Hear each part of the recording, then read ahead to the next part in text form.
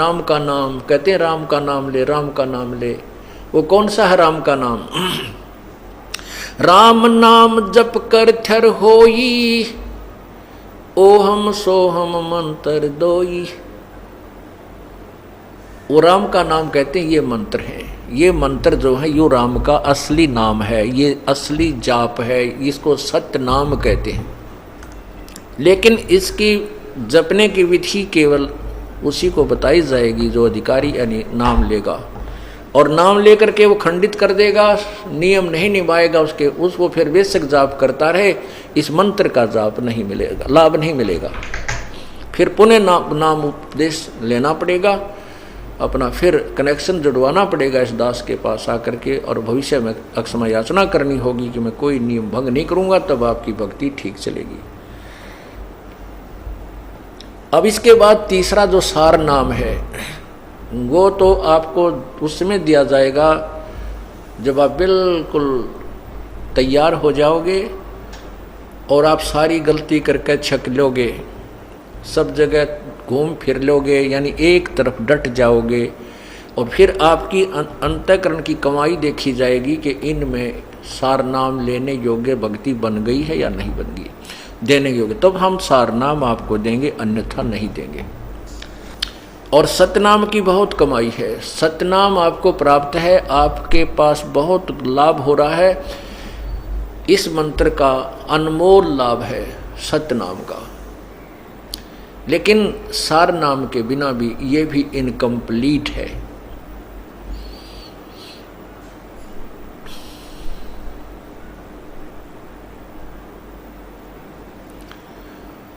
अब हम जो प्रसंग आपको सुना रहे हैं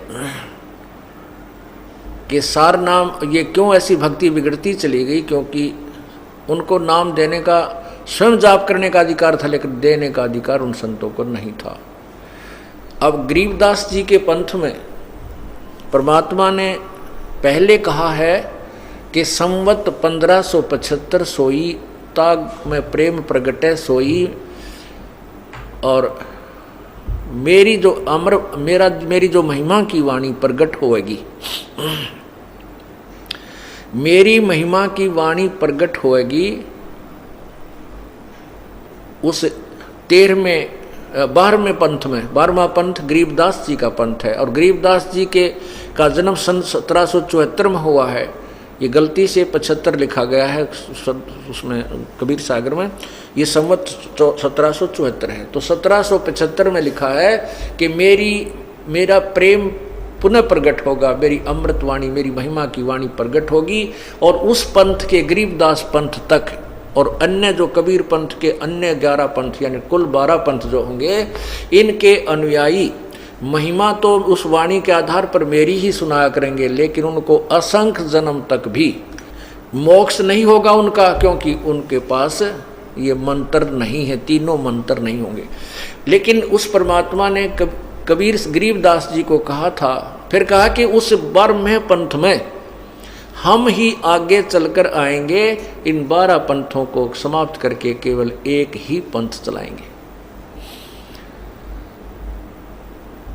तो इस कभी गरीबदास पंथ में ये यथार्थ मंत्र सतनाम तक अभी तक चल रहा था।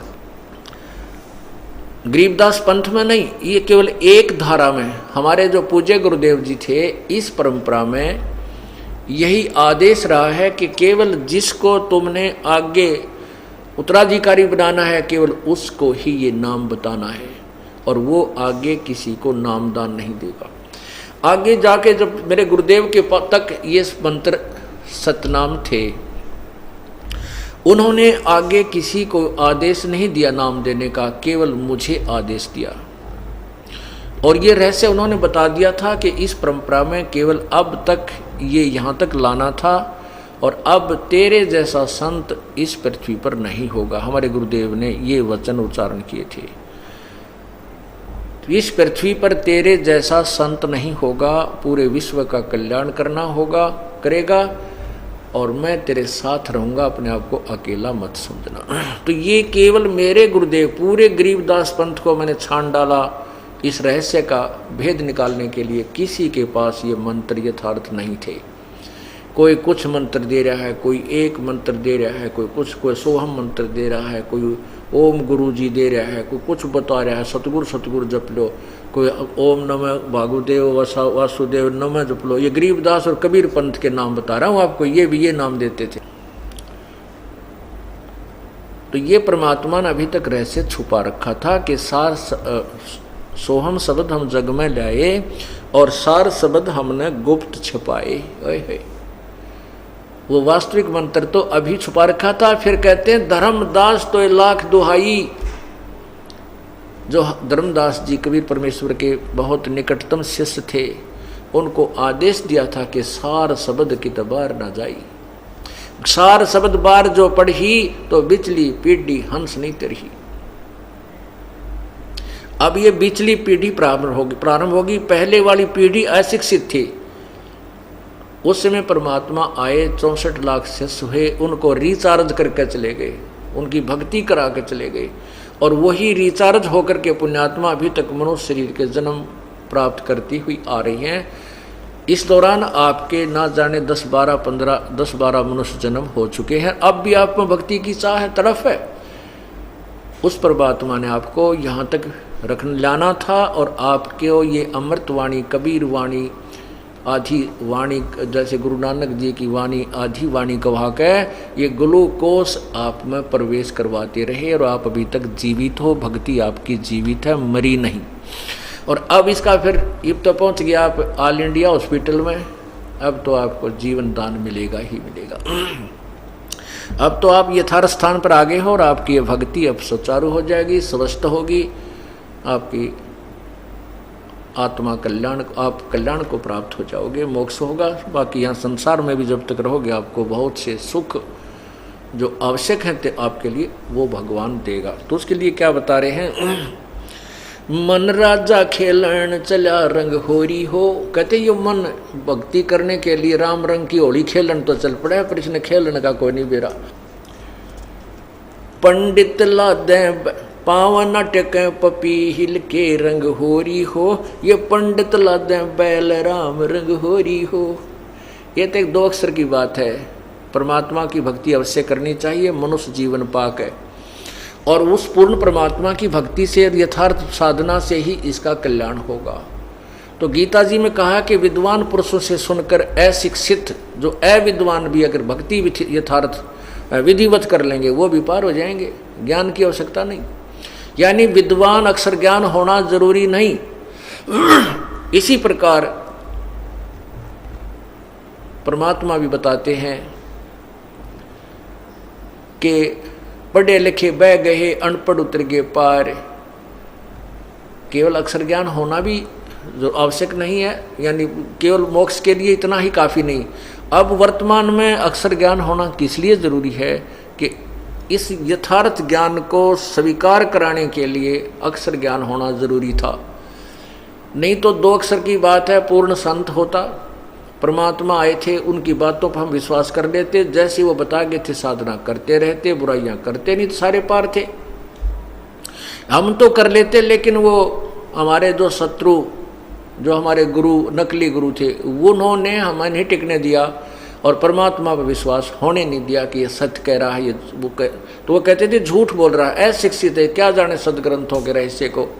लेकिन ये सदग्रंथों के रहस्य परमात्मा पहले बता के गए, और वो अमृतवाणी जो सिंपल लैंग्वेज आज प्रमाणित है, आज हमारे पास प्रत्यक्ष है, जिसमें सभी सदग्रंथों का रहस्य और इनसे भी ऊपर का ज्ञान जो वेदों में नहीं है वो आज भी कबीर वाणी में विद्यमान है। और जो वेदों में है वो भी है। जैसे एक 10वीं तक का सिलेबस की जो बुक्स होती हैं और जो BA MA की जो बुक्स होती हैं, उसमें 10वीं तक का सिलेबस भी कुछ आंशिक होता है। ऐसे परमात्मा ने वेदों, गीता, पुराण, कुरान, महाभारत, इन सभी का अपनी वाणी में बहुत अच्छा निर्णायक ज्ञान भी दिया है और इससे आगे का ज्ञान भी दिया है। इससे सिद्ध हो जाता है कि उस परमात्मा ने जब वेदों और गीता का ज्ञान यथार्थ दिया है तो भविष्य का आगे का ज्ञान भी यथार्थ है। और जो परमात्मा के ज्ञान को बिसराया करते थे वो नकली ऋषि और महर्षि और संत, गुरु, मंडलेश्वर, वो अपने सदग्रंथों से परिचित नहीं थे। इति सिद्धम, वो गुरु नहीं थे। कहने का भाव यह कि अगर वो गुरु होते और यही कह देते ये नाम जपो, ये मर्यादा रखो, तो फिर हमने ये इतने ज्ञान ग्रहण करने की आवश्यकता ही नहीं थी। हम उसी नाम को जपते, इसी तरह रहते, हमारे सुख होते रहते, मोक्ष को प्राप्त हो जाते। तो क्या बताते हैं, पावन टक पपीहिल के रंग होरी हो। परमात्मा के वहां जाने के लिए तो चिट्ठी भी ना जा सकती उस रास्ते से। और तुम बैल लाद रखे, पहले बैलों के ऊपर सदग्रंथों को थैले में डालकर ये विद्वान पुरुष शास्त्रार्थ के लिए ले जाते थे। और कै खे का बेरा नहीं था इनको, कै खे का भी ज्ञान नहीं था सदग्रंथों के बारे में। इन संस्कृत के ज्ञाताओं को वैसे मगज बढ़ाते फिरा करते एक दूसरे के साथ। पावन टिके पपील के रंग होरी हो, ये पंडित लादे बैल राम रंग होरी हो।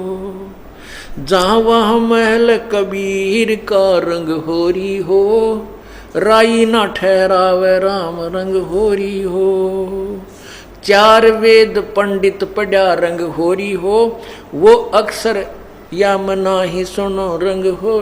52 अक्षर लेख राम रंग होरी हो, वो अक्षर या मैं नहीं रंग होरी हो। यो कागज कलम कलेस है रंग होरी हो, शाही का नाकाम राम रंग होरी हो।